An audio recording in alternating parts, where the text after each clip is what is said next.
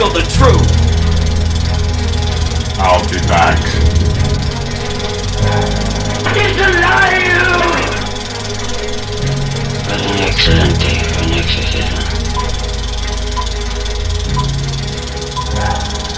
Hi, this is Joe, and this is the Film Joe podcast, where film talk happens. 1, 2, 3, 4.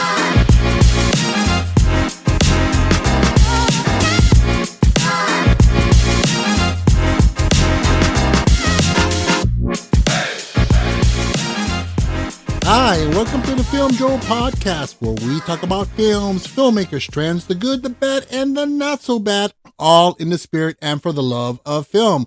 I'm Joe, your host, and I'm here with Carlos. Carlos. It's been a while, hasn't it? It has. But, hopefully they haven't missed us too much, all four of our listeners. Hell yeah, man. Yeah, hey, We sticking loyal. That's right. We hold our four listeners near and dear to our heart. Everyone else, whatever. Suck it. There you go.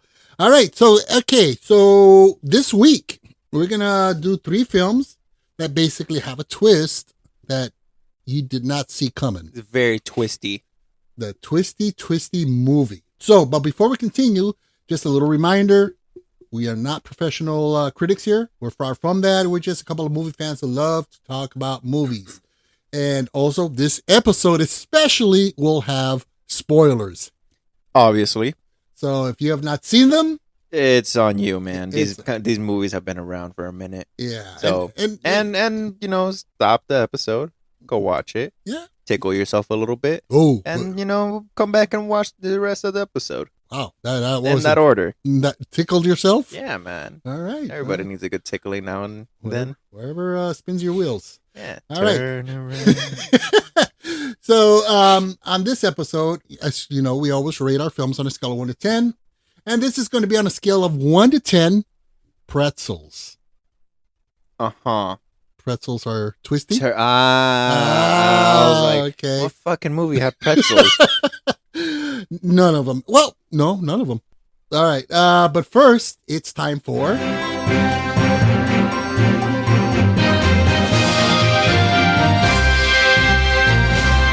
News bits. So guess what? What?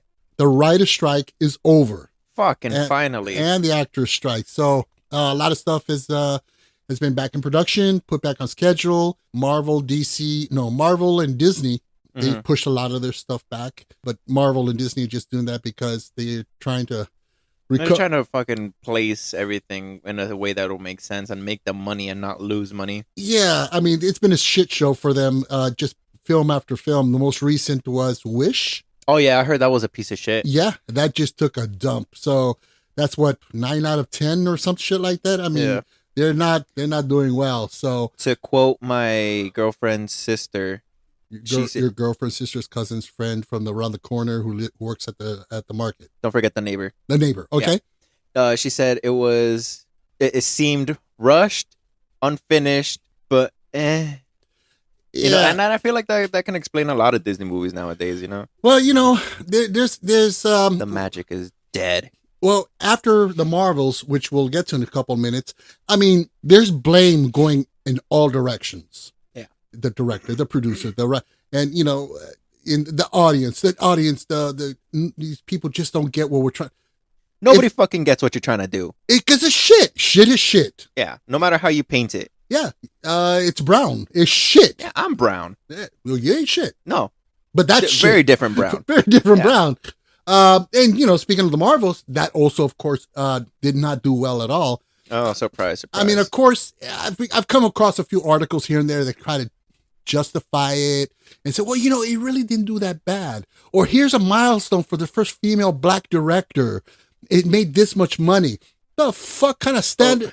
I mean, Okay, listen, man. how many female black directors are there? Wow, 2? She made the most. Wow. And the other one was like a fucking commercial or something. I don't know. Yeah. I mean, it's just ridiculous. They're just trying to make excuses. But Bob Iger, Uh-huh. He- The CEO. yeah, CEO, he's doing his rounds, trying to do, do damage control. He knows what the problem is. Yeah. I mean, they're just pumping out product like crazy without really thinking about equality. Mhm. There's social issues or subject matters, woke issues that they're infusing in all their films. I mean, wherever you stand on the woke thing, whether you're woke or not, that doesn't belong in a fucking movie, in a Disney movie or a superhero movie. No. And so it's that, the lack of quality, the oversaturation Yeah. of the superhero film. Brie Larson, which nobody likes. Yeah. I mean, You nobody- can't really force your audience to like a character that they have no sort of relationship to. Yeah, You know? well, here's the excuse. One of the excuses I heard. Well, the first one did really well. Yeah, it came out right after the last Avengers Endgame, Yeah, it was after Endgame. Infinity War, Yeah. or whatever. It was in between. Yeah, So people are gonna eat up anything. it was still hot. Yeah. So it was shit, but it was hot shit, Yeah. and they ate it up with like they lapped it up. So I still haven't seen, what was it, the last 3 Marvel movies? I haven't seen Quantumania. that was I garbage. haven't seen the Marvels. And there's another one I haven't seen. But Eh. well, there you go. You're not interested anymore. You kind of get bored. I mean, excuse me. It's been about 15 years. So what started 2008 to now? I don't know math, so you figure it out. It's been a long time. Oh, it's been a minute and a half. So over a decade's worth of the same kind of stuff, and of course you got your peripheral studios doing the same thing with superheroes. You're like, fuck, man, I'm tired of this shit. I mean, look at the 5 Days of Freddy and Barbie and Oppenheimer. Five Nights at Freddy's. What did I say? 5 Days at Freddy's. That's a sequel coming up. Oh, is it? Yeah. I just threw that in there to keep you on your toes. Uh-huh. But Marvel's did bomb. Also, on the heels of that, the Hunger Games with Renee Zegler. No, not Rachel. Rachel. Why Yeah. do I always say Renee? I don't know what's up with you in 5 Days at Freddy's. Who the fuck? What? Hey, you know what? I haven't even. Well, there goes the microphone. There goes Mike, man. Didn't I just say not to hit the fucking mic? You told me, Carlos, make sure you don't hit the mic. And what did I And do? what did you do? 3 times now you've hit the mic. Well, twice off the air. So Yeah. Okay, Doesn't okay. matter. So I'm I'm- sure if they listen, they could be able to hear it. all right. Well, this will help. A shot of. Oh, absolutely. a shot of Captain Morgan rum. Uh-huh. So salud. Salud. Here's to love. Here's to honor. If you can't come in her, come on her. Okay. I might have to edit that one. But yeah, Rachel Zegler, who headlined the new Hunger Games, and it also bombed. Yeah. Was it? That's a combination of a couple things. I personally do not like her as a person. I haven't seen many of her, or I haven't seen any of her things, but I just don't find her very relatable. She's or- kind of standoffish. She's annoying. Not to be relatable. fairly honest. Not relatable, Yeah. and it doesn't come off as genuine. Yeah. But Also, the whole I don't know. I haven't even seen the last 2 of the Hunger Games when those were the original trilogy. I saw Saga? the first one. I don't know. It's a saga, Saga at this point. and I saw the original, and I loved it. I thought it was a Oh, it lot was of fun. good. Yeah. And by the time the second one came out, I was less than interested. Yeah. I heard it was okay, and then from there, I just didn't give a fuck. Yeah. And they kept popping them out. But what do these 2 films have in common? There's a few things, but I'm gonna go off on a controversial tangent. Uh-huh. One is that they both have lead actresses who kind of rubbed people the wrong way. Yeah. Rachel Zegler, I got it right. There you go. Brownie points for that. She came off really bad with the whole Snow White and 7 diverse dwarfs. 7 diversity hires. Yeah, exactly. And so she pissed off a lot of people with that. And then, of course, you have Brie Larson of the Marvels, the same thing. She makes comments and has opinions that people are like, what the fuck is your problem? Yeah. So that's a common thread right there. I'm going to interject real quick. I don't have a problem with Brie Larson as a person. I have a problem with how her character was Written, portrayed, Well, and everything else. I've heard a couple of her comments and in interviews and stuff. I mean, she's a neo-feminist who thinks that men are beneath her kind of attitude. And it's like, shut the fuck up. Just act, you know? Yeah. I mean, you don't see Robert Downey say men are superior. No. Yeah. So, but another thing, let's be real, okay? Let's be honest here. Female-led films, and I'm not being misogynistic or sexist, they usually don't do that well. Yeah. And I'm going to tell you why. Yeah, there are women out there who enjoy a good action film, but they're not the majority. Mhm. Who what's the core audience for action films and fantasy, adventure, and violence? Dudes, guys. And so when they're watching a film, who do they identify with more? Tony Stark or Brie Captain Marvel Larson? Who would they identify with? I'm gonna go with Tony Stark, man. Because it's natural, right? So we're not going to identify with a female character as much in an action film. Me, personally, I really don't care. Yeah. I enjoy a good action, female action star when it's done well. But a lot of men don't. And it's not a sexist thing. It's just a humanistic element, right? Yeah. It's human nature. You're gonna gravitate toward the things you relate to the most. Precisely. I don't care about racing movies, so I've never seen Ford versus Ferrari. I've never seen the new Gran Turismo. Right. It's just they're your good preference. movies, and they are. But whatever your preference is. So in a general of pattern kind of thing, men, it's like, yeah. I mean, honestly, would you watch Brie Larson in an action film or Chuck Norris in his youth when he was young? Chuck Norris. But not because you hate women, right? No, but it's Chuck Norris. So I'm gonna, but it's Chuck Norris. Yeah. Fuck it, he's Chuck Norris. But here's a sample. I mean, for example, I'm gonna name some hit female-driven films that did well, and I'll tell you why in a bit. I have theory on that shit too. I'm full of fucking theories today. Mm-hmm. Aliens. Fucking amazing movie. Sigourney I rewatch Weaver. that shit every day. It's amazing. And at the last moment, really, it was written for a man, but he changed it. He swapped it. Hence why the name was kept. What was it when it can be man or woman? It's Ripley. No. When a name like It can be man or woman, like right. Danny. Yeah, I forgot. Ellen. No, What? What the hell are you talking it's about? Ellen Ripley. No, I'm talking about with the when a name can be a man or a woman, like Alex. That's Okay. it has a term for it. But that's her name is Ellen. No one's talking. What are you talking about? No, hold on. You mean character-wise? Can No. A name A name. that can be used for a man or Right. a woman. Right. Gotcha. I'm Yes. with you so far. There's a name for that type of name. Okay. Provided it's that. Okay. Okay. Well, let me go on with Keep this into the podcast, Okay. man. So we got Aliens, right? Terminator 2. Uh-huh. And now keep in mind, he did not change Ripley's character from man to woman because he wanted to be inclusive, but it was within the elements of the story. The main alien in Aliens is what? The Queen. Yeah. She's protecting her babies. What is Ellen protecting? The Her little girl. child. Well, So- not her little child, Right. but So it's a little child. Yeah, it's a woman thing. It's a mother thing. So it was a great decision, and not just to appease, but because. So you have Aliens, Terminator 2, Black Hawk. Oh no, not Black Hawk Down. Black Hawk Down. No, Black Widow. Pfft. And now Black Widow did well considering it was amidst the pandemic. Salt. So which one is that? Oh, is that the Angelina Jolie. oh, with the bending bullet. Yeah. Oh, no. Salt? Salt. That's what it was called? Yeah, with McAvoy. I don't think that's what that movie was called. It was called Salt. Look it up. Ah, G.I. Jane, okay. Resident Evil, the entire series. You have Underworld, Tomb Raider, Wonder Woman. And Wonder Woman 2 kind of bombed, but it did average business. It was okay. But they did well. Now, here's... Unisex name. Unisex. Oh, that was so You're hard. welcome. It was so fucking difficult for that. Now, on the other hand, here's a list of films that are female-driven that didn't, and it's double the size. And these were big productions.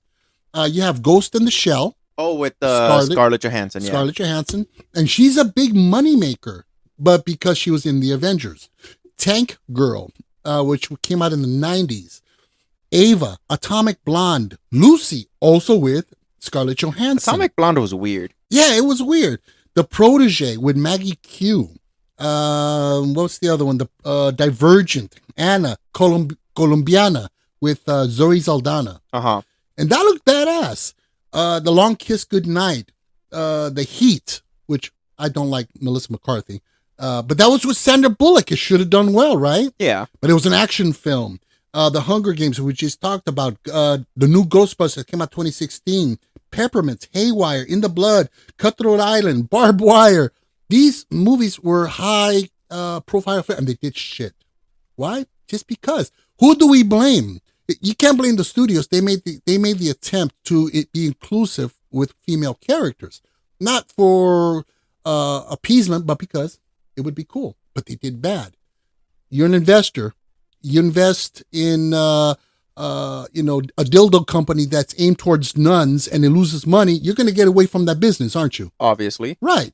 So that's Hollywood, and that's why Hollywood steers away. Sometimes they try, like with the with gay films, they don't do well because the majority of the audience is either A, uncomfortable with it, or B, they don't like it, or whatever their fucking reason. They don't make money.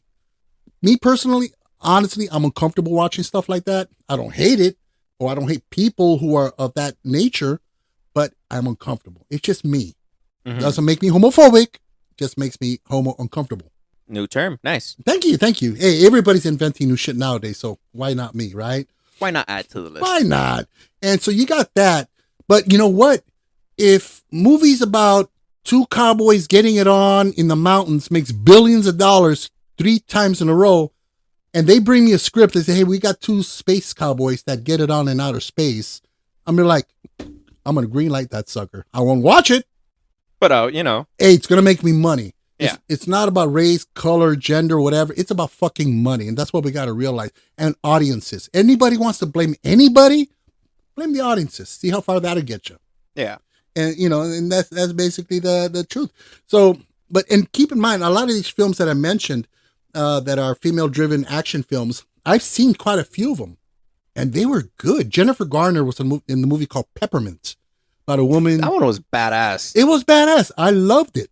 What was it? Protege. I love Maggie Q. She was on some show. It was based on a French film. But anyway, I've seen most of these films. They're good. They just don't hit the mark at the box office. And if I'm a studio head and they bring me a female-driven action film, I may not greenlight it. Does that make me sexist? No. No, I just want to make money. And that's what it boils down to. So, but enough of that. Also, enough of my rants. Yes. Yeah, we're still on the news. And finally, just announced Ralph Macchio and Jackie Chan announced online that they're going to team up for a Karate Kid film. Oh, yeah, that they're bringing back everybody, right? Yeah.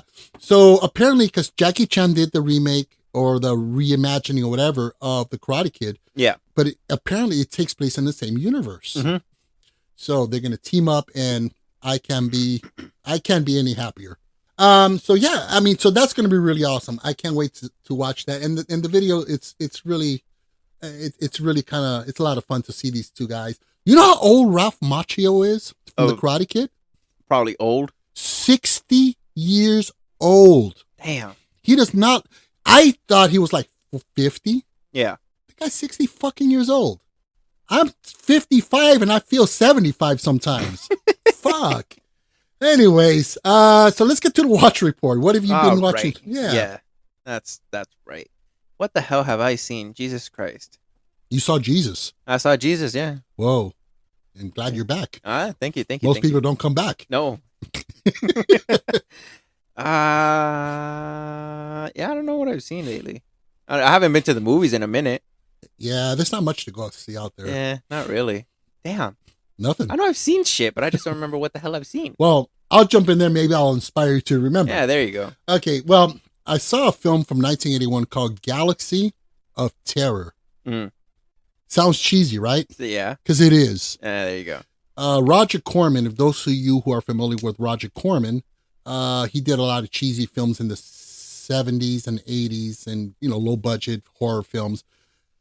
It's an alien ripoff. Uh-huh. And it is bad. It is bad. There's a giant slug that rapes a woman. With sound effects and all.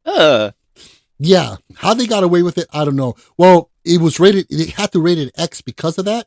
So they kind of shortened it a little bit and show less humping from the alien slug. Still. It was still gross as hell.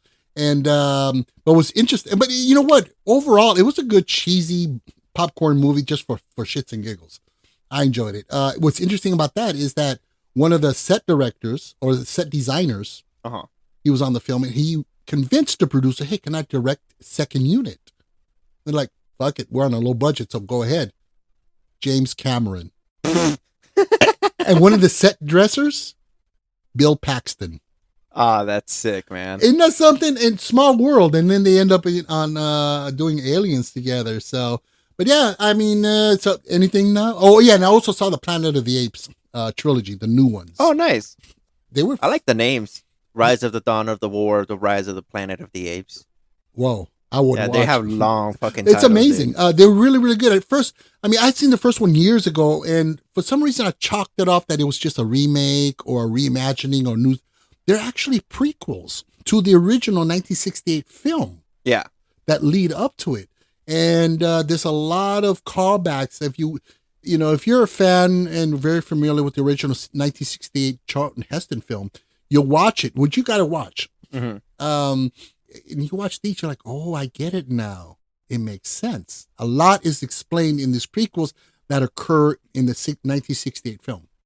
And I can't wait to watch the next one. What is it called? The War of the Dawn of the Rise of the Apes of the Planet of the Apes. I think that's the title. Yeah, that's it right there. All right. So do you remember anything? I don't remember okay. shit, man. All right. So you do. Yeah. I've seen shit. I just don't remember what the hell I've seen. All right. So, all right. What do you say we jump into this episode? Jumping head first. Head first. Okay. So our first film, it has just a few simple rules to remember. And the first two are, you don't talk about Fight Club. And two, you do not talk about Fight Club. I want you to hit me as hard as you can. Why? How much can you know about yourself? You've never been in a fight. Wait, let me start earlier. Like many of you, I was stuck. No, you can't die from insomnia. I'd flip through catalogs and wonder, what kind of dining set defines me as a person? This is your life, and it's ending 1 minute at a time. I prayed for a different life. Soap. I make and I sell soap. And this is how I met Tyler Durden. Come on, hit me before I lose my nerve. Oh, ow! Hit me in the ear! It was on the tip of everyone's tongue.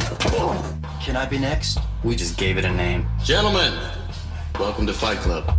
Fight Club is a story of an insomniac office worker and a devil-may-care soap maker from an underground fight club that evolves into so much more. The film we are talking about, of course, is Fight Club from 1999, directed by one of my favorite directors, David Fincher, who did Panic Room, Seven, Zodiac, Aliens 3, that Facebook movie. What was that called? Social Network. That would beat me to it by a punch. Great freaking director. I think he's one of my top two directors now, him and Christopher Nolan. Yeah. These guys are the next generation of what film is going to be. The film stars Brad Pitt, Edward Norton, and Helena Bonham Carter. So you just saw this for the first time. Correct. What were your initial takes on this? I've been stuck listening to the same song for the closing of that movie. From the Pixies. Where is my mind? Yeah, that shit is trippy, song. Man. I mean, yeah. I mean, what'd you think of the twist? You know what's funny? Given that we were doing an episode on like twists and turns you didn't expect, so you were I expecting kind of expected a twist. Okay. And I was like, okay, yeah. So and in my head, I was halfway through the movie and I figured it out. I was like, okay, right. The little split-second hallucinations that he's having when he's talking about his insomnia and everything, and you see Brad Pitt's character kind of popping in and out. Right. I was like, oh, okay, he's fake. Yeah, because for those of you who haven't seen it, Spoilers. Stories about Edward Norton. He works a doldrum, boring 9-to-5er, and he's a slave to the system and to the society. And he's just boring, and he doesn't go outside of his shell. Meets this guy Tyler Durden, played by Brad Pitt, and he introduces him to Fight Club, an underground fight club. Yeah. And right there, he's able to break free of the constraints of the social norms and expectancies. And he frees himself in the process, and all shit breaks loose. And as the movie goes on, it starts to intensify. We find out that Tyler Durden, played by Brad Pitt, is Edward Norton. Yeah. It's the duality within, the yin and the yang, which I got to see it without knowing that it was a twist. Yeah. And that might have been so much better. I was blown the fuck away. So I guess doing this episode on twist, you're like, there is a twist coming. Yeah. But it's an amazing film. I mean, it was just hypnotic. I mean, it's kind of, it puts you in a trance in some of these sequences. Kind of, yeah. But overall, I mean, this is what I got out of it. Okay, you know, it's deep as fuck. I may be peeling the onion just a little bit, a few layers, and I'm sure it's deeper. But you know, it's about finding the balance in your life and being in control and being free. That's kind of they kind of talk about that, or they mention it when he's doing the IKEA thing. Mm-hmm. Remember, and which is really cool because they have the IKEA menu on the screen showing, and it's all popping up with the prices and everything. And he goes, "Yeah, little things kind of catch my eye, like if it's kind of gimmicky." And he's talking about the yin and the yang table. Yeah, there it is, the yin and the yang, the balance of two making one, which is him and Tyler Durden, which is played by Brad Pitt, being one and the same. But one thing I caught off of this, okay, and this one commentary that, and again, the movie's full of fucking social commentary. Mm-hmm. Who's the real antagonist or the real villain here? The real villain. The system, man. That's who. And you know who's represented in a very subtle way? Who represents that system? Who? The doctor. The doctor. In the beginning. So in the beginning, because he's insomniac. Yeah. And he can't sleep and he's stressing and he works just like an insurance job or some bullshit like insurance teller or some shit. Right. And so he goes to the doctor and he tells him, "Doc, I can't sleep. I'm stressing this and this and that." And what does the doctor tell him? You know what? You just need more sleep and exercise. Yeah. Drink this root or some shit. Yeah. And he just kind of waves them away. That's, you know, kind of representative of our culture or of our society, just waving off mental illness. Yeah. It's like, yeah, whatever. We kind of pretend it's not there. We don't want to deal with it. But what happens? You get these motherfuckers that blow up high schools and office buildings later on, which he does something like that later on. Something. Yeah. Yeah, only something like that. Only something. And so in reality, yeah, that's one thing that I found kind of fascinating. It's like, wait a minute, the doctor's just waiting. Had the doctor say, "You know what, you need to see a therapist." Yeah. Or get some help. Maybe we would have had a different scenario. But then we wouldn't have Fight Club. Exactly. Also, what was really interesting was, I mean, first of all, the movie's heavy in analogies and themes, being slave to social indoctrination, consumerism, social conditioning, breaking free, but also because we have that in us all. How many times you say, "Fuck the system, fuck taxes. I don't want to stop at a red light and wait 20 minutes for it to turn green." You just want to break free, right? Yeah, all the time. We all have that. We all have that Tyler Durden in us. That Brad Pitt character says, "Fuck it, I don't want to even play by the rules anymore." But and hence breaking free from this system. But is too much freedom good? Is too much freedom good? Because it's a bad thing. Yeah. Because then it just liberates everybody to the point of, fuck it, I don't care if I kill somebody. Chaos and mayhem. Yeah. And what happens in the film? Chaos and mayhem. Chaos and mayhem. So Brad Pitt's character, or our main Edward Norton, his alter ego, his id, he basically forms a homegrown terrorist group to blow up all the financial institutions of the world or the city. Yeah. A terrorist group. And that's when, you know, because you have freedom. Now we're free. We're going to be free. So kind of begs the question, how free are we? And do we really want our society to be that free? Yeah. It's dangerous. Freedom is dangerous. And so, I mean, and I'm probably just scratching the surface on that one overall of what I observed. But it touches upon subliminalism. Mm-hmm. Because what is one of Tyler Durden's jobs? He's a projectionist. Mm-hmm. And what does he insert during kiddie movies with families? Little fucking dick shots. Dick. Yeah, little frames from porno movies. And it's like, you know, subliminalism. And so he kind of touches upon that, which is I found pretty trippy. Even the last frame, remember? The movie's finished and then everything's you see the dick pic. Yeah. Which I thought was kind of like a little wink at the end of the film, you know? So, but yeah. So overall, you thought, you know, you were pretty impressed? I was. Genuinely, I was. Yeah, I Good mean, soundtrack. I like the fact that it's also kind of different in the way that God, what was it? Ferris Bueller's Day Off, where it has fourth wall breaking to give commentary. oh fuck, this is, you know what? They're the same film almost, right? Yeah, This only one is fun and happy, and the other one's yeah, psychotic. psychotic and cheery. Yeah, or no, Wow. psychotic and uncheery. Uncheery, very Yeah. uncheery. Because I mean, in the very sense of the way, they're both kind of like I want to liberate my spirit type of movie. Because you have Ferris Bueller's friend who is very uptight, follows all the rules and everything in a sense. And that's Edward Norton. And that's Edward Norton, right? And his friend Tyler Durden at Ferris Bueller tells him, "Dude, just take a day off. You're not gonna die. Everything's gonna be fine. Let's take your dad's car." And destroys it. a $200,000 classic. Yeah. It's interesting. I never really thought about that. Mhm. They are one and the same, but one is so, and they both, I guess, if you peel back the layers of Ferris Bueller's Day Off, you probably come up with a lot of interesting little commentaries about society, culture, the self, the ego, the id, and in fact, I wouldn't be surprised. It's a theory online that Ferris Bueller and his friend were one and the same person. Yeah. I wouldn't be surprised. So a little behind the scenes stuff, a couple things in the short scene. Remember when they're playing golf in the front of the abandoned house? Oh yeah. Late at night and they're shooting golf balls. They were actually doing that for real. They actually got some pretty good hits in. They were Shit. Yeah, I mean it was an abandoned neighborhood, so they were Okay. So some of those B-roll shots with them hitting the ball were just them chilling out and camera started rolling while they were actually just kicking back and having fun. Hey.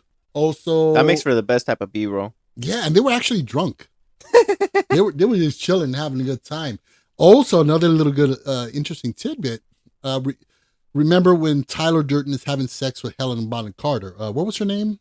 Marla. Marla. When Marla and Durden are having sex, Yeah. we don't see them have sex. We have our camera on Edward Norton, Yeah. who's the narrator, we'll call him, and you hear them having sex. Oh, and all this stuff, all the moaning and screaming. Well, basically, Helen Bonham Carter and Brad Pitt, they spent 3 days in the sound booth recording their sex sounds. That must have been so much fun. I mean, Kidding, man. I mean, a couple of beers, a microphone, and oh my God, that was hilarious. That must have been pretty cool. Also, do you remember another quick thing that was pretty neat was remember when Tyler Durden tells his team of homegrown terrorists to go pick a fight with somebody Yeah, and lose. and lose. Well, remember the scene with the priest? Yeah. Which was fucking hilarious. You think The only one to fucking pick a fight and it's the priest. and it's a priest, and the priest is like, no, and finally the priest starts to hit him back and everything. Yeah. He hits him with the water. You know, I don't know if you noticed the camera kind of shake a little bit. Well, I noticed at first, I thought it was like, okay, a little artistic, you are there kind of thing. No, the cameraman was laughing his ass off when he starts hitting him with the hose. The camera, and he's laughing, and I guess the director said, okay, maybe it can be interpreted this way if we leave it in. Yeah. It was genuinely just the cameraman having a good time. And also David Fincher, as a director, he almost didn't, I mean, the films I've listed that he's made some great films. He almost didn't get this far in his career. Yeesh. He was almost chopped. His first big film, because he's predominantly known for doing music videos, which is why his stuff's so visual and beautiful to look at. His first film was Aliens 3. Yeah, that one wasn't that great. But there was a lot of studio interference and so forth. But one thing that he does a lot of shots. Mm-hmm. Let's do another take and another take. Why don't we put the camera over here? And he wastes a lot of film. And, well, I mean, I'm not going to say waste because his stuff looks beautiful. It uses a lot of film. But he uses a fuck ton of film. Well, in this one, he used 3 times as much the norm for a 120-minute film. He used 1,500 reels of film. Jesus Christ. The average film uses 400 to 600 reels of film. He used 1,500 rolls of film. And I'm sure the studio was kind of like, we give this fucker another chance after Aliens. He's going to fuck us again because it's the same studio. Yeah. And look, an undeniable. Huge hit. Undeniable classic. So the film, the budget at the time was about $63 million, which is about $116 million today. Box office at the time was about $109 million, which is about $201 million today, which is not bad for a film of this type. It's not a big special effects film. It's a drama-driven film. It has a lot of complexity, so it did pretty well. But even better once it came out on DVD. Oh, absolutely. Because it's one of those films, as all these three films are. You watch them, you're like, "Fuck, they got me. I gotta watch it again." Even though you think it's a one-trick pony, you can watch it once. You're like, "Oh, why watch it again? I know the ending." But once you start watching, you're like, "Oh, you're picking up all these little subtlety clues." Reviews and scores. Roger Ebert, the Chicago Sun-Times, he gave Fight Club, how many do you think? I'm not looking at the screen. I'm gonna say out of 4. I don't know. He's kind of pretentious, man. Yeah. He said he liked 2001: Space Odyssey, so I'm gonna go kind of 3. 2 out of 4. Yeah, that fucking bastard. Yeah. He called it, basically, he called it a visceral and hard-edged film, a thrill ride masquerading as philosophy. Jesus. Ebert later acknowledged that the film was, quote, beloved by most, but not me. Damn. Wow. He was pretty Talk hard. about harsh, man. Yeah. I mean, but you know what? To each his own, but yeah, I disagree there. IMDb has it sitting at an 8.8, Metacritic 67, Rotten Tomatoes critic score 79%, audience score 96. I think it's one of those films that definitely resonates with the average viewer. Yeah, man, because I feel like, especially when they start talking about the whole thing of, okay, granted, I'm not going to bomb an institution of credit cards and bankings and shit like that. But in the same way, okay, backtrack to when I was younger and I saw this, it must have been Facebook or something.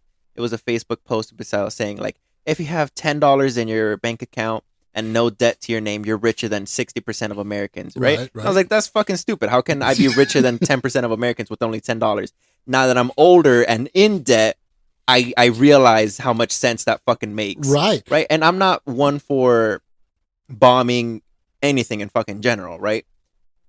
But if you could tell me, A, no one's going to get hurt through the mass collision of these buildings, B, millions of people are going to benefit through the crash of these systems, and C, it's a victimless crime, then Per se, because you're still going to have like this huge influx of, well, where did that money go technically, you know, type of thing. Exactly. So sure, right, but I'm not going to be the one to fucking do it. Right. Well, you know, it's something that's secretive in us all. We'd love to see the system crash so that we can grow and be free. Yeah.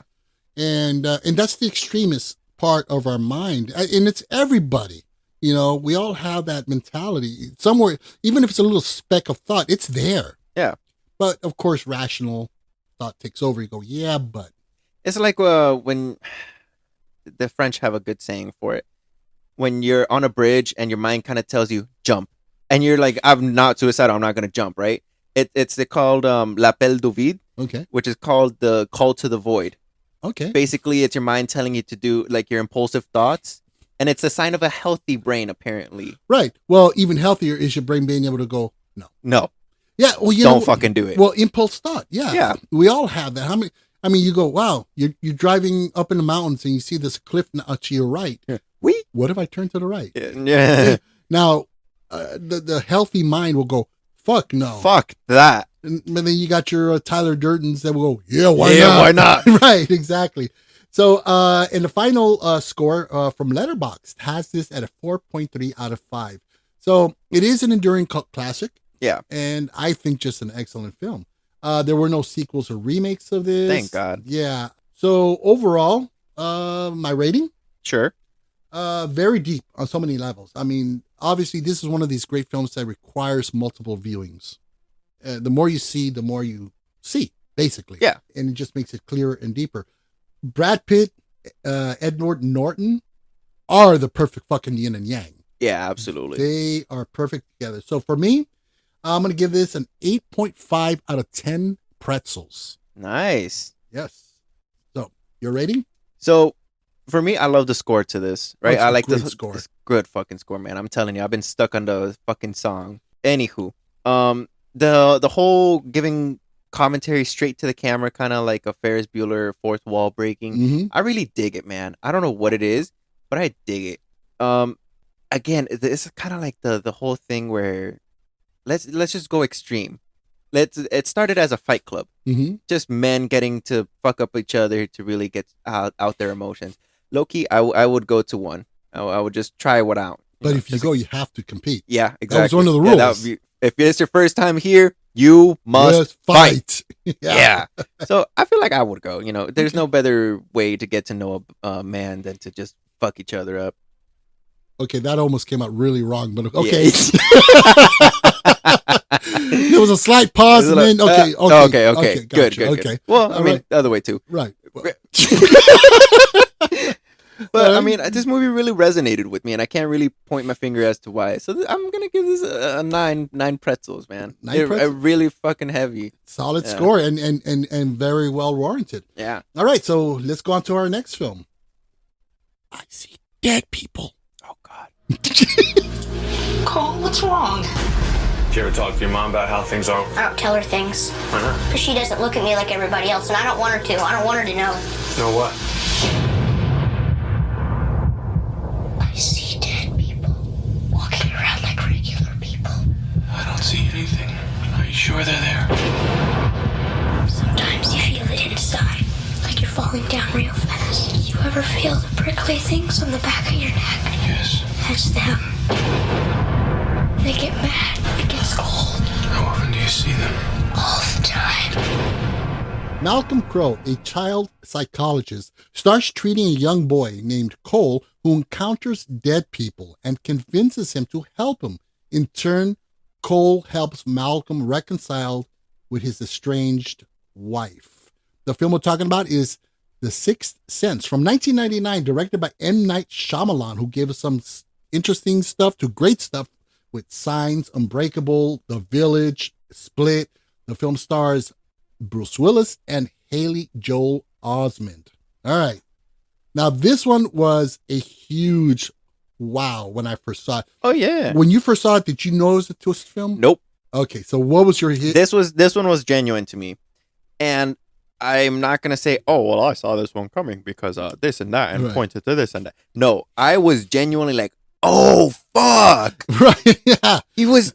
Spoilers. He was dead. He was dead all along. So for those of you who don't know the plot, he's a child psychologist, and at the beginning of the film, Yeah. he's him and his wife are celebrating that he received the Child Psychologist Award of the Year or some shit like that, and they're happy and so forth, and they have a break-in, and it happens to be an older guy who was like 30 something, and he was one of his old patients who Mhm. was a kid when he was treating him, and he ends up shooting Bruce Willis in the gut. And then we fast forward 14 years later, and he's no longer, he's kind of with his wife, but he's not. They kind of talk, but they don't talk, and so forth. So, and the whole thing you're getting through this is, oh man, because of what happened, it fucked him up. He took a nosedive in his career. His wife is, Leaving him. leaving yeah. him. She can't talk to him. He thinks she's cheating on him because he sees her with somebody else. I mean, not fucking or anything, but they're talking and getting kind of cute. And so meanwhile, he meets Haley Joel Osment's character who sees dead people, and he's scared of these haunted things. And it turns out Haley Joel Osment has this gift. He sees dead people because they're looking for help. They need his help. Yeah. And he helps them resolve their death, which is fucking gut wrenching. A couple of these cases, like the little girl Yeah. who died, and it turned out that her stepmom or her mom killed her with poison slowly, Mm-hmm. and has it all on video. Fuck, I mean, it's heavy. Fucking touching. And man. then at the end, we find out that Bruce Willis is another one of these dead victims. dead victims, and he was trying to reconcile him being away from his wife and why he left her, but he was dead. And the whole reveal sequence at the end is like, because there's a scene where he sits down with her at dinner. Yeah. And When she takes off the ring. when she takes off the ring, it's like, fuck. Dude. and he's going to pay the check and she yanks it away from him. He wasn't there, or per se, he wasn't there alive. Yeah. And so this is one of those reveals. What blew me away is that you watching the whole thing, and when you finally get the aha moment, you're like, "Oh, you got me, bastards!" Oh, it's incredible. And then they do the flashbacks. Look, and some people will say that those flashbacks are kind of like, "Oh, we don't really need that kind of like handheld explanation," but it helps. It does, because you're like, "Oh, when he was sitting out at the table, he wasn't there. When he did this, he wasn't there," and it's a mind fuck. To me, it was beautifully stitched overall. I mean, when you got the sleight of hand elements. Look here, don't look over here. You don't see the man behind the curtain. Yeah, because the clues are there throughout the whole film. Just like with Fight Club, the clues are there. Only if you're super astute and you're really looking for something, you're going to find it. But you're going along with the ride. When you're in a car, you're taking a drive to Arizona or Vegas, you're not looking at every palm tree and every cactus and every rock. You're looking at the overall picture. Yeah. And that's the scenery. And that's exactly it. Shyamalan masterfully stitches this together in an effortless, seamless way. And you don't see it coming until that very aha moment. And by the way, Haley Joel Osment steals the show, the little kid. Oh, yeah. I mean, he was freaking brilliant. In fact, actually going back to the penny trick, remember? That's the whole thing of sleight of hand. Yeah. Even though it's a badly done trick and it's obvious, maybe that's Shyamalan's way of saying, look at this shitty trick. It's so You're obvious. not going to see the trick I'm going to pull on you, though. Yeah, exactly. Which was brilliant. And the tonal shifts in the film are beautiful. I mean, it has you balling at certain points. Not just at the ending. The ending will hit you. Yeah. But the one case with the little girl who died of poisoning, man, that just rips your heart out of your chest. Shyamalan, without words, focuses on the father's face of, whose daughter passed away. Without saying a word initially, you see that pain, feeling of being, betrayed by his wife. Masterful. Yeah. I mean, just incredible. And, but, also, I mentioned the tonal shift. It starts off like a scary movie. Kind of eerie. Kind of eerie ghost story. And you get that tonal shift that turns from that to something else, very special, very heartbreaking and tragic, yet beautiful at the same time. It's a reminder of Shyamalan. Oh my God. M. Night Shyamalan, an amazing filmmaker, yet can suck ass so much sometimes. Here's my whole thing with M. Night Shyamalan. He is hit and miss, right? Yes. But he is hit and miss at a professional baseball team way. He's up to bat and hits really good when it hits.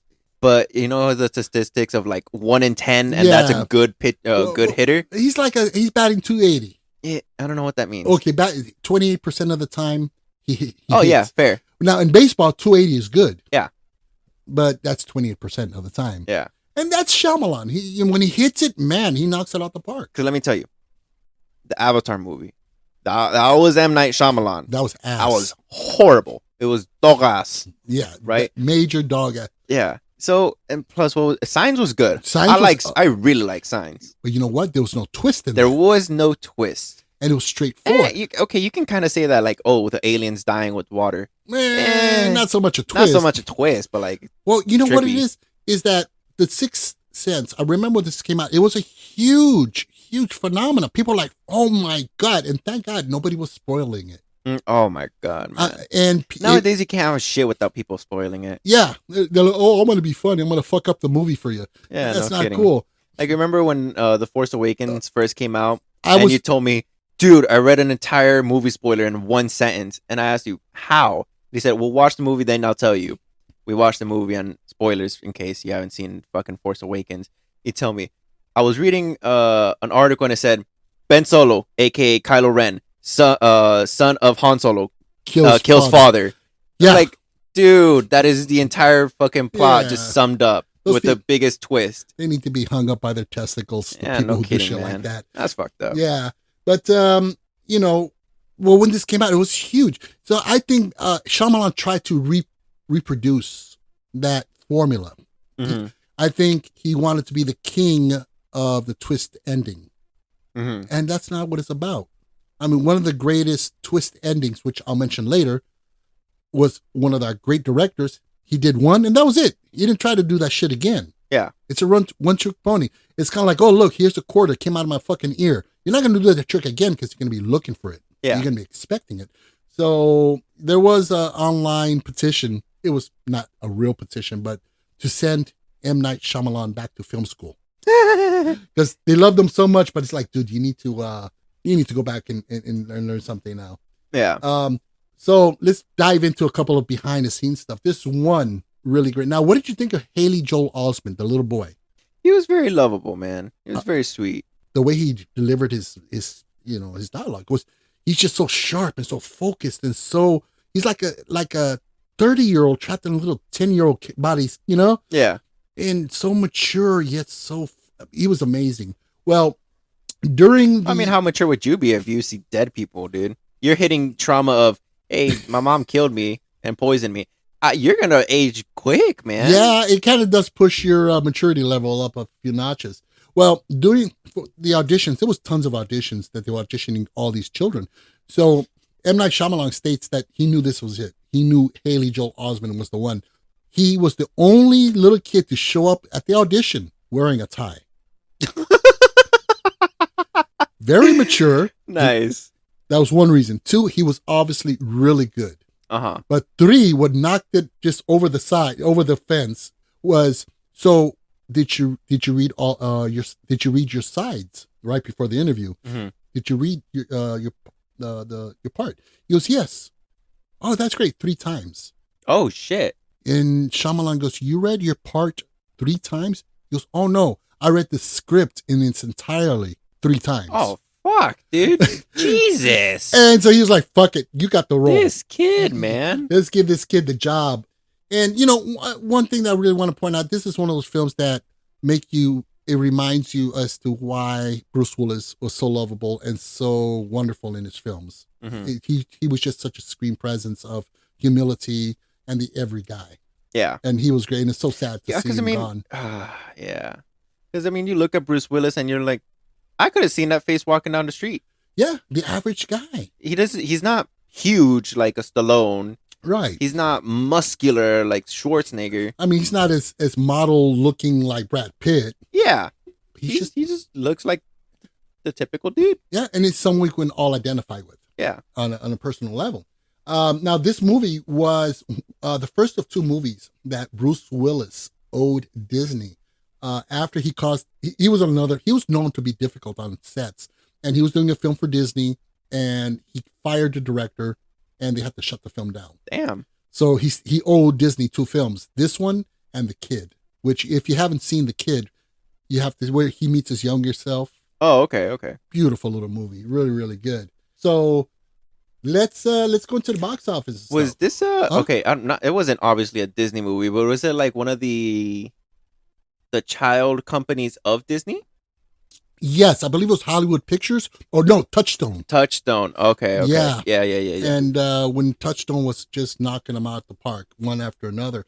But, you know, you talk about box office, this is what they call a sleeper hit. Yeah. Because it started off, it wasn't a big release. You know, it wasn't like, oh, we're waiting for this one. In fact, there's this summer movie preview magazine, Entertainment Weekly. They do the summer previews. And they have like 134 films, summer preview. Sure. It wasn't even in there. Damn. It was just kind of like off to the side. Nobody really thought much about this. In fact, nobody who knew who M. Night Shyamalan was. Uh-huh. So it wasn't even mentioned. And look what it did. I mean, the movie was so popular. It started off slow, then word of mouth kicked in, and it became a huge hit. By the time it went to video for rental in 2000, it was something like 80 million rentals. Jeez. In 2000 for the Sixth Sense. People who wanted to see it again and people who wanted to know, fuck, I have not seen this, I have to see it. Yeah. Billy Joe Bob from around the corner keeps on telling me, dude, you have to see it. You have to see it. Yeah. And everybody's talking about The Sixth Sense. I mean, even there were no memes back then, but you know, if there was meme. There were people. I see dead people. You Scary ever seen Movie. Scary Movie? Yeah, Scary Movie did it. I see white people. Oh my god, Dude, that shit was that funny. was good. So talking about how successful it was, the budget at the time was about $40 million, and which is about $74 million in today's dollars. Okay, box office at the time it made $673 million, which is about $1.2 billion today. Shit. For a suspense thriller, paranormal kind of film, which is unheard of. So it did extremely well. Yeah. Sequels and remakes and spin-offs. There was talk about a sequel in 2017. Don't fuck with Perfection. No. That's one of those films. And Perfection, I mean it in the sense that I seen it. I know what happens. When I seen it again, just like Fight Club, I was picking up on those clues and I saw something different every time. Yeah. So now reviews and scores. Widespread reviews were generally very positive. Got a lot of widespread critical acclaim, especially Haley Joel Osment's performance being like, people, this kid. But no, this fucking kid. No, shut up. This kid. Yeah, I mean, he was amazing. Audience poll by CinemaScore gave this average grade of about A- on an A to F scale off the bat. And keep in mind, nobody knew who M. Night Shyamalan was. They don't know what kind of movie that was. It wasn't highly anticipated. People came out of there like, this is A-. This is an A average. So it really, with those test screenings, they were like, we got a hit. IMDb sitting at 8.2. Metacritic has it at 64. Rotten Tomatoes, 86%, with a critic for critics, 90% from the audience, and a 4.0 out of 5 on Letterboxd. So very well loved, critical, and financial success. A huge hit for Bruce Willis. And again, not a film that he was actively chasing after. He just owed Disney a movie. Well, you know, look at what a huge hit it turned out to be. Well, the same thing. I mean, historically, the way, I mean, it's just kismet, you know, it just happens. Humphrey Bogart back in 1940 owed Warner Brothers a movie. He didn't want to fucking do it because he didn't like, he thought it was stupid. Casablanca. Oh, shit. Yeah, the defining Humphrey Bogart film, and the film that basically you can say made Warner Brothers what it is today. Yeah. So your ratings, you go first this time. I go first. Okay, so this was one of the movies where I was just I don't know how the hell I was watching this movie. I don't even remember why I was watching it. I just remember watching it. Okay. Right? And didn't know what to expect. I just knew, oh, dude, it's a good movie. Watch it, sit down, eat some popcorn. I was like, okay, cool. So watching it, and I'm thinking, oh, okay, it's pretty intense. You know, they solve mysteries, kind of like the Scooby Gang, right? Right. It is kind of Scooby-Dooby. Yeah. And then he realizes, oh, shit, I'm dead. And then all the pieces start clicking, and I'm like, that's right, because the dead can't talk to the living, and he was never talking. He was talking, but he was never getting a response. Oh my God, that makes so much sense. And it's just kind of like this moment of, like an epiphany almost. It all comes together. Very trippy, man. Very fucking trippy. Yeah, man, this is a really good fucking movie. I give it a solid 9 as well. All right. Well, I found it moody, creepy, and beautiful all at the same time. I mean, like I said, it does have that tonal shift where it's a creepy ghost story, but then it becomes a paranormal story and like a Scooby-Dooby kind of thing, solving these mysteries of the dead. And, you know, the film makes you think about life, what we do in it, what we leave behind. To me, Shyamalan's best work to date. Yeah. Can he ever top this? I don't think so. So because of that, my rating is also a 9 out of 10 pretzels. Yeah. All right, we're doing pretzels. Yeah, we're 9 out of 10 pretzels. Okay. Yeah, that was me. All right. So let's go with our final film. And it's time for a good old-fashioned ghost story. Kind of? Sometimes the world of the dead gets mixed up with the world of the living. As you can see, the housework has been rather neglected since the servants disappeared almost a week ago. Do you mean they just vanished? Into thin air. How do you do, children? I'm your new nanny. Are you going to leave us too? should I leave you? The others said they wouldn't, but they did, and then it happened. In 1945, immediately following the end of the Second World War, a woman who lives with her two photosensitive children on her darkened old family estate in the Channel Islands becomes convinced that her home is haunted by ghosts. The film we're talking about is The Others from 2001, directed by Alejandro Amenábar, who also directed a film called Open Your Eyes or Abre los Ojos. If you ever get a chance, watch that. That's a mindfuck of a movie. Okay. Beautiful and just great stuff. From Spain. Watch it. And the film stars Nicole Kidman. Yeah. All right. Now, do you remember the first time you saw this? Yeah, we were, God, what was it? I think it was Halloween a couple years ago. And that's right, yeah. Yeah, we sat down and we were like, oh, dude, let's watch The Others. And I remember asking, what's The Others? And you blurted out with this face of like shock and all. You've never seen The Others? I was like, I don't know. Maybe I fucking have. I don't remember. I've seen a lot of movies in my day, man. Oh, and I was excited because they're like, oh, you're going to. Oh, shit, you're going to see it for the first time. And I was like, oh, okay, whatever, Shut up. Play the movie. We'll see from there. And holy shit, man. If Sixth Sense is Scooby-Doo, this is straight up ghost story / post ghost story. Right. I mean, and again, so let's go over the plot. Yeah. Basically, like you said, it's right after World War II, and this woman who lives by herself with these two children, yada, yada, and they're photosensitive. Yeah. I mean, she kind of get exposed to light, so she has curtains all like around. Vampires. And so she gets help for the house, like staff. And they come in, they're kind of mysterious and so forth. And you have all these events going out the whole film where they hear noises. Boom. Little girl sees a little boy named Victor. Yeah. And all this stuff. And you're like, fuck, it's haunted. Then the old couple who are the help with the mute daughter, they start acting kind of fucking squirrely. And you're like, whoa, are they in on this? Do they know about the ghost? And I swear to God, throughout the whole film, I'm sure you can attest to this, there's ghosts in this movie. Absolutely, man. And you think, are they bad? Are they good? Are the old people in on it? And as it turns out, they weren't ghosts. There were people from like 10 years later. Yeah. Who were doing a seance, calling up the ghosts from the past, which happened to be Nicole Kidman and her kids. They were the fucking ghosts in the house. Yeah, man.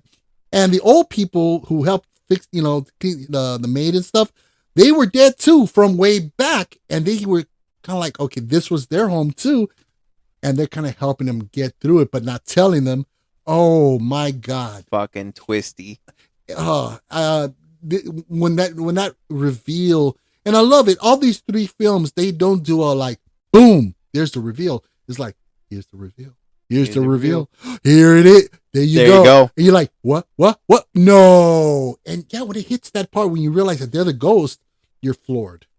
You know what's funny? I always thought about a movie like that where it was like, what would it be like from the ghost perspective? Because they don't realize they're dead. If you're lurking about, you either know and you're trying to, check up on how life is, with your relatives and everything like that, or you're in denial. And this is the first, because there's been films like that about ghosts who don't know they're dead. Yeah. But they're dead. I think this is one of the first films I've ever seen where you think that they're alive. You are in the same footing as they are. Yeah. And the carpet is pulled from under you at the same time as with them. And you're in shock along with them, which is a great vicarious experience. Yeah. And of course, you talk about performances by the kids. Fuck if I remember their names, because I'm like I'm like three shots of Captain Morgan at this point right now. But Nicole Kidman, yeah, she was beautiful. She was perfect in this. If ever there was an actress perfect, this is one of those examples. She was just perfect in this film. Just this natural, angelic beauty. I would say elegant, regal. Regal. That's a perfect word. Exactly. Yeah. Although now she looks all plasticky and everything. Dude, I was about to say, man, she has not aged well. No, aged with grace, man. No, aged with grace. Well, she has aged well. She would have had she not Botoxed her face. Yeah, she looks squarey, plasticky. Puffy. Yeah, and that's sad because had she aged naturally, she would have been a beautiful older woman. Yeah. She does that commercial for AMC's. And she's like, "Why do we go to the movies? We go," and it's a beautiful speech. It's a beautiful for film lovers and stuff. But it's distracting because you're like, is she wearing a fucking mask? Yeah. She is the Scooby-Doo She villain. is the Scooby-Doo villain. Exactly. But yeah, I mean, she was great in it. Beautifully shot. It's a good old-fashioned gothic ghost story with a twist. Yeah. And I think that's what's beautiful about it, because I love a good gothic ghost story. There's a film, if you ever get a chance, it's called it's called Ghost Story. Oh, straight up. Yeah, it came out in 1980 or 81. It has 3 classic actors. So no, Laurence Olivier, Douglas Fairbanks Jr. I mean, 3 classic actors, old men. Beautiful. I love a good old-fashioned ghost story. They don't scare the fuck out of you, but they kind of thrill you, and they're mysterious. That's what I love about this one. That really blew my eyes. Well, it did in a way. Yeah. It filled my eyeballs with all kind of like, wow. But again, it tricks you. You think they're the living, but they're not. They're the ghosts, and the ghosts are the living. Yeah. Nice little twist there. But there is a disease, an actual disease that children have. That's called xeroderma pigmentosum. So I know it's a real thing. It's a real thing, and it's very sad because getting a laugh, but I was. You ever seen House? No, I know of the show. Watch House, dude. It's such a good fucking show.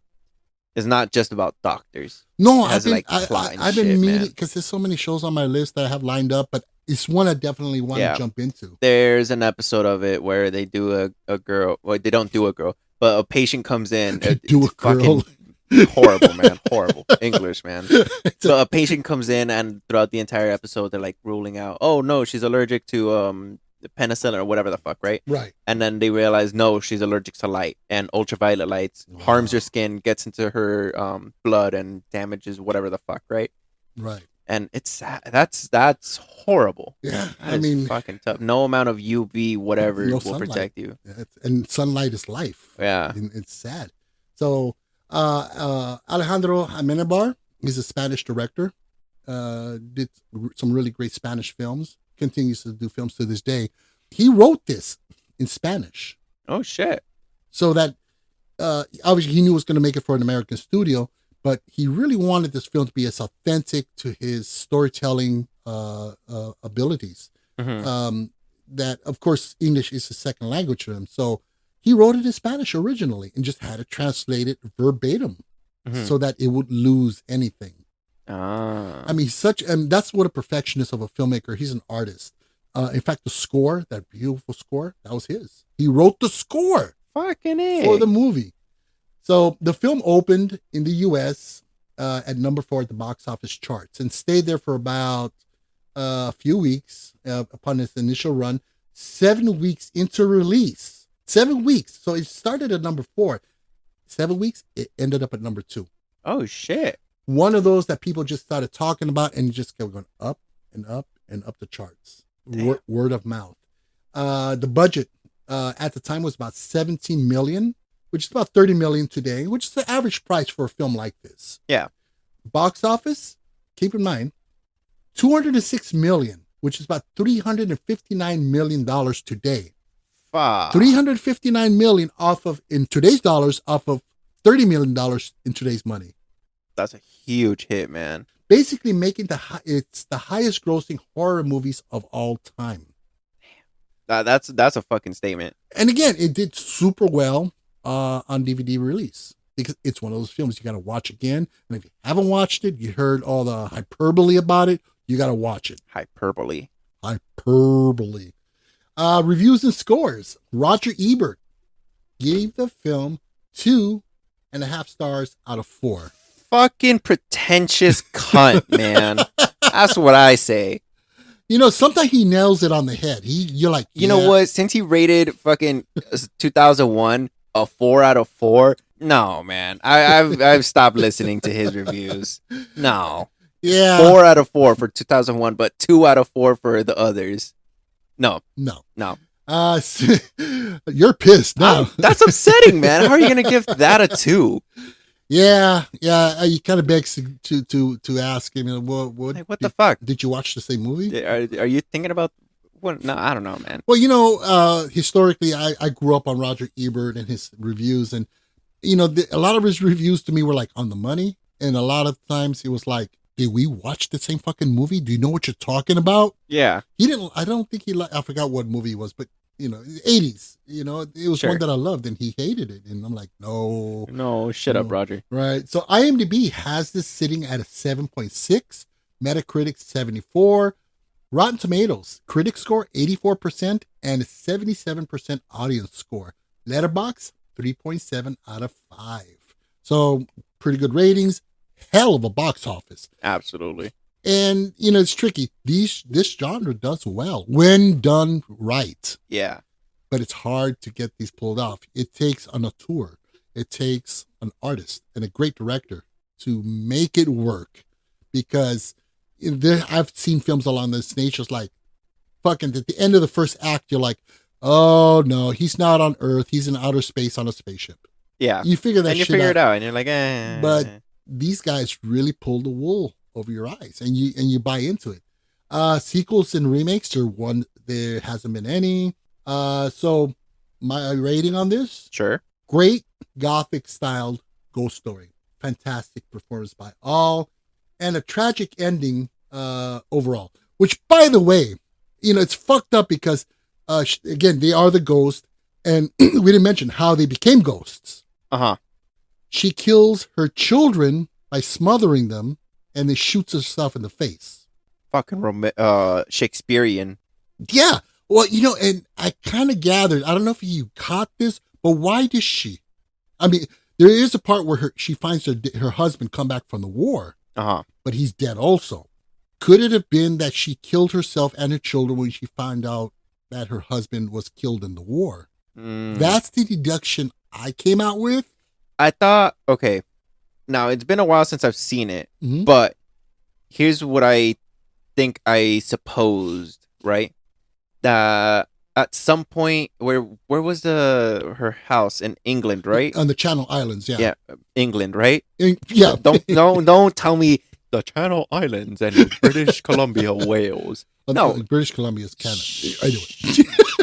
But okay, now that I'm thinking about it, England was never really conquered by the Germans, so that really wouldn't make any sense. Because what I thought was that the Nazis were gonna storm front into wherever her little and that's kind cottage was, and that is kind of mentioned a little bit. Yeah, because she was always afraid that they would come in and take over and so forth.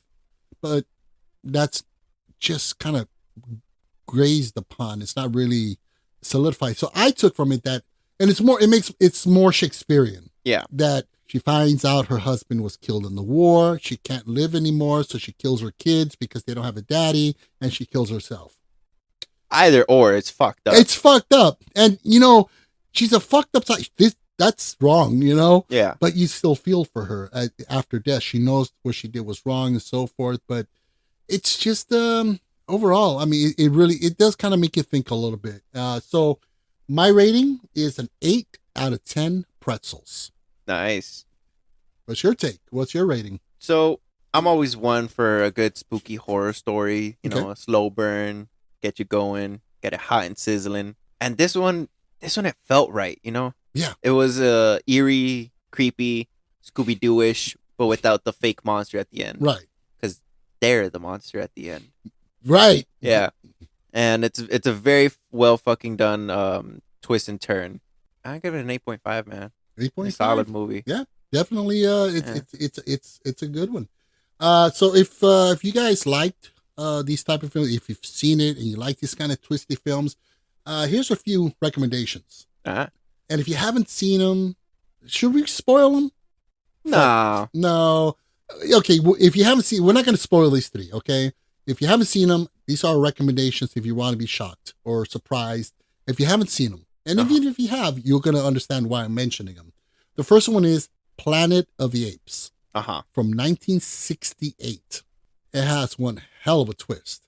When I was a little kid, I'm like, the first time I saw it was like 6 years old. Little 6-year-old me sitting going, what the fuck? What? Yeah. No. I was like, wow. So it has a really great split. How was 6-year-old Joe? What the fuck? But it's a great film. Great science fiction in its truest form. Great cast. Great makeup effects for its time. And even by today's standards, you go, that's pretty fucking good. You look it up. You'd be impressed. The next one I recommend is Once Upon a Time in Hollywood. Okay. That one has a twist. Not only does it twist, but it explodes all over you like a soda shaken, and you open it up, it just, yeah, it's an amazing twist ending that just delivers and delivers and delivers. And that's filmed by Quentin Tarantino with Brad Pitt and Leonardo DiCaprio. Mm-hmm. Margot Robbie is in it. She shows her feet. She shows her feet. Yeah. Yeah. Tarantino has a thing for feet, man. That's right, yeah. And the final recommendation is the all-time classic Psycho from 1960, which is one of your favorites. I fucking love Psycho. And it has one of those endings that just kind of make you go, whoa. What the fuck? And that one actually hits you in the face. Well, here's the thing with Psycho. The fucking twist comes in the last 5 minutes of the fucking movie. Yeah. And it's a fucking BAM! And Here you go, man. And then you're like, okay. You didn't see this shit. Yeah, and Hitchcock is like, chew on that, motherfucker. We're going to end the movie now. Call it quits. Right? So that is, I think, the granddaddy of all twist movies. Yeah. Definitely worth watching. So my closing thoughts, I mean, overall, the best twist movies are the ones that are stitched together to hide the obvious clues that are in front of your face, that you just don't see them. And, at first I used to think that these are the kind of films you only experience. Well, you know what? These are the kind of films you only experience once in a lifetime. Yeah. Once you get that experience. Every experience after that is a rewatch. It's a rewatch. You're trying to pick the pieces before the puzzle is complete. Exactly. It's all hindsight. Yeah. But they're once in a lifetime experiences. And if you get to watch any kind of movies like this for the first time and be blown away, you are genuinely super lucky to be able to, especially with the spoiler kind of culture society that we have today.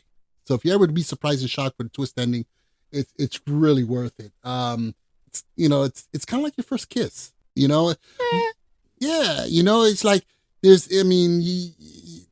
every kiss you have after that, it's a special meaning on its own, and it's special. But that first one, you don't expect it, or you don't see it coming. When you get, it's kind of like that. It's okay, I can see where you're coming from. Yeah, on that. Yeah. And so they're very special kind of films, I think, especially if you're a cinephile and you like artistic filmmaking.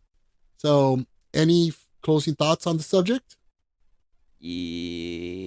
Pretzels with mustard. Eh. Oh no, gotta have mustard Oh, and sauerkraut. What the fuck? You never had pretzels and sauerkraut? No. I don't think that's a thing, is it? No. Well, it is good. So now next week, let you guys know, we're going to try to get back on a schedule here. We've kind of been off and on and stuff. We've had some technical issues and stuff, and situations just kind of prevented us from recording on a regular basis. We're going to try to get back on the schedule. If we don't hate us, but we're going to do our best to try to deliver an episode every week for all 4 of our listeners. Yeah. So we're going to shake things up for the next 5 episodes. We're going to go into these episodes, basically, who did it better? And we're going to compare 2 films that came out the same year that are basically the same kind of subject. So next week, we are going to do 1998's Armageddon, directed by Michael Bay, and 1998's Deep Impact, directed by Mimi Leder. Both films about meteors or some shit that's coming from outer space, going to hit Earth. We got to save the Earth and all this drama. Somebody's going to get married. They're not going to get married because they're going to fucking die. Buildings explodes. People, oceans boil. All that stuff. 2 films. So that's what we're going to do. Deep Impact and Armageddon on our very next episode. So pretty much that's about it, right? Correct. All right. So we hope you enjoyed this much belated episode. So please help to support the podcast by giving us a 5-star rating. It's on the app, people. All you got to do is look for it. Give us 5 stars. Hell, give us 4. We'll deal with 4, right? I would like 4. I'll take 4. Leave a nice review. Doesn't have to be lengthy. Doesn't have to be an essay. You can just say, like the show. Good job. Good job. Exactly. That's all we need.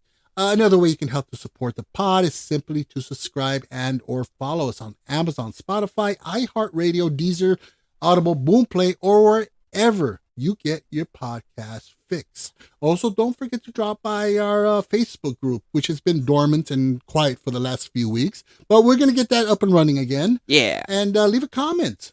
Check us out on TikTok. Also, check out our YouTube channel where we have all our latest episodes as well. All the links are in the show notes below. So please click on them and check them out.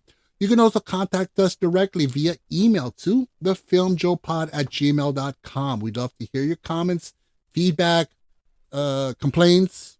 Yeah. Hatred, Hate mail. And based on my rant that I did in the beginning of the show, I'll probably get some hate mail. Hopefully, any mail is good. Yeah. So that's about it. Again, so final words before we exit this show.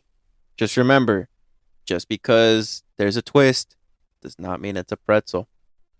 Whoa. You're welcome. Yes, I'm going to ponder on that one for the next 2 minutes. So join About us. as deep as a kiddie pool. It's as deep as a Petri dish. So join us next week when we dive into Who Did It Better. I'm Joe. I'm Carlos. And this is the Film Joe Podcast, where film talk happens.